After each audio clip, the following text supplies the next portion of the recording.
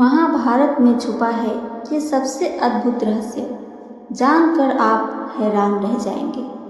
महाभारत में कई घटनाएं, संबंध और ज्ञान विज्ञान के रहस्य छिपे हैं। महाभारत का हर पात्र जीवंत है, चाहे वह कौरव, पांडव, कर्ण और कृष्ण का हो या धृतराष्ट्र, शल्य, शिखंडी और कृपाचार्य हो। कुरुक्षेत्र में हुए युद्ध में भारत का इतिहास और भविष्य बदल कर रख दिया। महाभारत सिर्फ योद्धाओं की गाथाओं तक सीमित नहीं है, महाभारत से जुड़े शाप, वचन और आशीर्वाद में भी रहस्य छिपे हैं। आओ जानते हैं कि महाभारत में ऐसा कौन सा रहस्य छुपा है जिसे आप नहीं जानते। इससे पहले यह जान लें कि महाभारत में क्या क्या और भी रहस्य छुपे हैं। महाभारत के सभी प्रमुख योद्धा किसी न किसी के अवतार थे। हर योद्धा विचित्र शक्तियों से संपन्न थे। महाभारत की महिलाएं भी कम विचित्र नहीं थीं।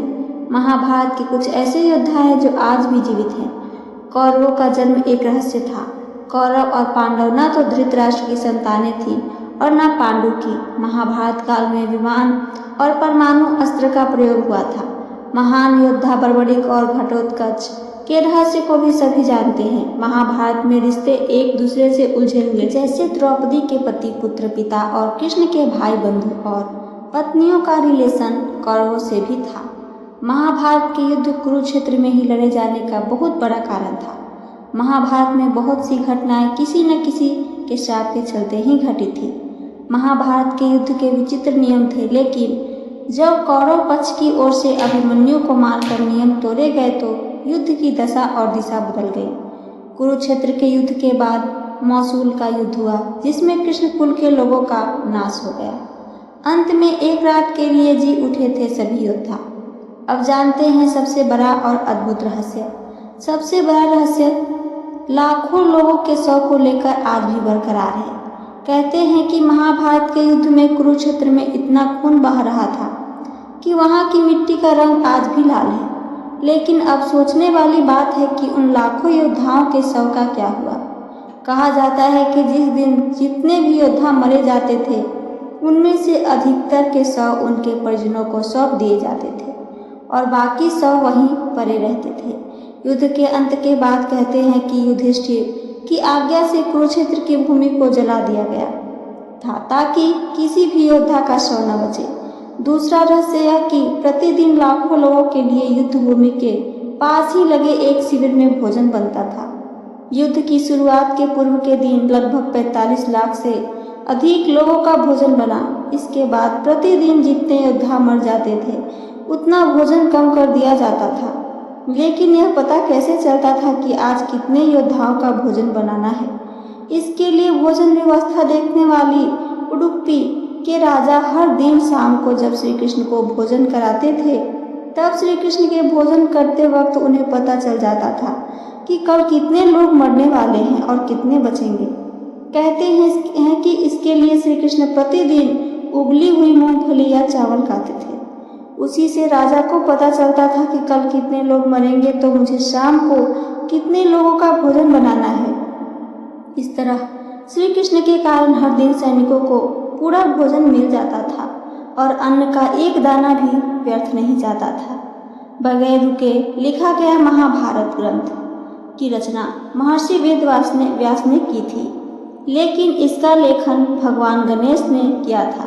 भगवान श्री गणेश ने इस शर्त पर महाभारत का लेखन किया था कि महर्षि वेदव्यास बिना रुके ही लगातार इस ग्रंथ के श्लोक को बोलते रहेंगे।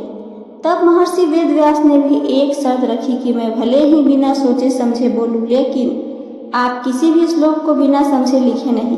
बीच बीच में महर्षि वेदव्यास ने कुछ ऐसे श्लोक बोले जिन्हें समझने में श्री गणेश को थोड़ा समय लगा, और इस दौरान महर्षि वेदव्यास अन्य श्लोकों की रचना कर लेते थे। इसके बाद महाभारत ग्रंथ का वाचन सबसे पहले महर्षि वेदव्यास के शिष्य वैशंपायन ने राजा जन्मेजय की सभा में किया था। राजा जन्मेजय अभिमन्यु के पुत्र तथा परीक्षित के पुत्र थे। इन्होंने ही अपने पिता की मृत्यु का बदला लेने के लिए सर्प यज्ञ करवाया था। बाद में 3 चरणों में संग्रहित किए गए श्लोक कहते हैं कि कालांतर में इस महाभारत को 3 चरणों में संग्रहित किया गया। पहले चरण में 8800 श्लोक, दूसरे चरण में 24,000 और तीसरे चरण में 1 लाख श्लोक वेदव्यास की महाभारत के अलावा Bhandarkar oriental research institute Pune की संस्कृति महाभारत सबसे प्रमाणित मानी जाती है। अंग्रेजी में संपूर्ण महाभारत 2 बार अनुदित की गई थी। पहला अनुवाद 1883 से 1896 के बीच किसारी मोहन गांगुली ने किया था और दूसरा मनमथ नाथ दत्त ने 1895 से 1905 के बीच 100 साल बाद डॉक्टर देवरॉय तीसरी बार संपूर्ण महाभारत का अंग्रेजी में अनुवाद कर रहे हैं। 28वें वेद व्यास ने लिखी महाभारत। ज़्यादातर लोग यह जानते हैं कि महाभारत को वेद व्यास ने ही लिखा है, लेकिन यह अधूरा सच है। वेद व्यास कोई नाम नहीं बल्कि एक उपाधि थी जो वेदों का ज्ञान रखने वाले लोगों को दी जाती थी। कृष्ण द्वैपायन ने पहले 27 वेद व्यास को हो चुके थे, जबकि वे खुद 28वें वेद व्यास थे। उनका नाम कृष्ण द्वैपायन इसलिए रखा गया क्योंकि उनका रंग सांवला यानी कृष्ण था और वे एक द्वीप में जन्मे थे। 18 के अंक का रहस्य। महाभारत युद्ध में 18 की संख्या बहुत महत्व है। महाभारत की पुस्तक में 18 अध्याय कृष्ण के कुल 18 दिनों तक अर्जुन को ज्ञान दिया। कृष्ण के कुल के 18 समुदायों ने ही मथुरा के पलायन किया था। 18 दिन तक ही युद्ध चला। गीता में भी 18 अध्याय हैं। कौरवों और पांडवों की सेना में भी कुल 18 अक्षौहिणी सेना थी और जिनमें कौरवों की 11 और पांडवों की 7 अक्षौहिणी सेना थी। इस युद्ध के प्रमुख सूत्रधार भी 18 थे। इस युद्ध में कुल 18 योद्धा ही जीवित बचे थे। इस युद्ध की प्रमुख सूत्रधार भी 18 ही थे। प्रमुख सूत्रधार और बच गए योद्धा 18 थे। धृतराष्ट्र, दुर्योधन, दुशासन, कर्ण, शकुनि, भीष्म, द्रोण, कृपाचार्य, अश्वत्थामा, कृतवर्मा, श्री कृष्ण, युधिष्ठिर, भीम, अर्जुन, नकुल, सहदेव, द्रौपदी एवं विदुर। महाभारत के युद्ध के पश्चात कौरवों की तरफ से 3 और पांडवों की तरफ से 15 यानी कुल 18 ही जीवित बचे थे, जिनके नाम कौरव के कृतवर्मा, कृपाचार्य और अश्वत्थामा, जबकि पांडवों की ओर से युयुत्सु, युधिष्ठिर, अर्जुन, भीम, नकुल, सहदेव, कृष्ण, सात्यकी आदि। लाखों लोगों के मारे जाने के बाद 24,165 कौरव सैनिक लापता हो गए थे। माना जाता है कि महाभारत युद्ध में एकमात्र जीवित बचा कौरव युयुत्सु था। महाभारत के प्रमुख श्राप जैसे पूर्व जन्म में राजा शांतनु महाभीष थे, ब्रह्मा की सेवा में उपस्थित थे। तब वे गंगा पर मोहित होकर उसे एकटक देखने लगे। तब ब्रह्मा ने उन्हें मनुष्य योनि में दुख झेलने का श्राप दे दिया। इसके बाद वशिष्ठ ऋषि ने 8 पशुओं को मनुष्य योनि में जाने का श्राप दिया था, जिसमें से एक गंगा पुत्र देवव्रत अर्थात भीष्म पितामह भी थे। अम्बा के श्राप ने भीष्म को उनके अंत का श्राप कर दिया था।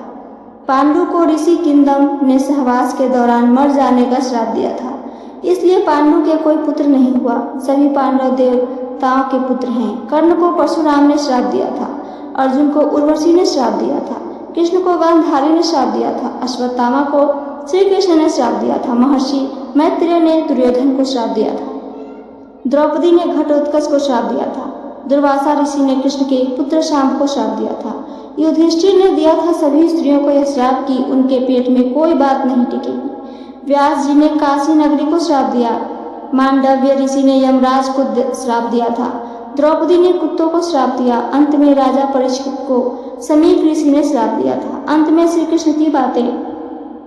श्री कृष्ण और 8 अंक भविष्यवाणी के अनुसार विष्णु के देवकी के गर्भ से श्री कृष्ण के रूप 8वें रूप में अवतार लेना पड़ा था, तो उन्होंने अपने 8वें अवतार के रूप में 8वें मनु वैवस्वत के मनवंतर के 28वें द्वापर में भाद्रपद के कृष्ण पक्ष की रात्रि 7 मुहूर्त निकल गए और 8वां उपस्थित हुआ। तभी आधी रात के समय सबसे शुभ लग्न उपस्थित हुआ।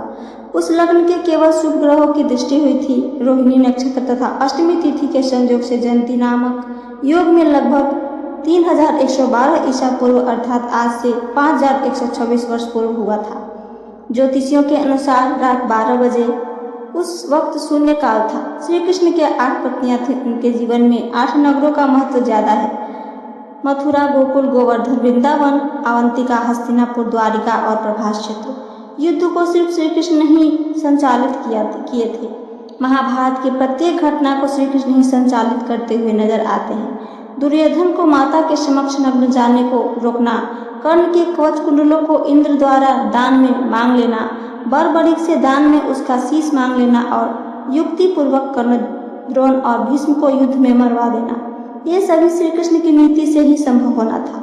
श्री कृष्ण के कारण यह युद्ध हुआ और उन्हीं से इस युद्ध को पांडव के पक्ष में विजय मिला। तो ये थी मेरी आज की महाभारत से ली हुई जानकारी। मेरी जानकारी आप सबको पसंद आई हो तो चैनल को सब्सक्राइब करके वीडियो को लाइक करना ना भूलें। सुनने के लिए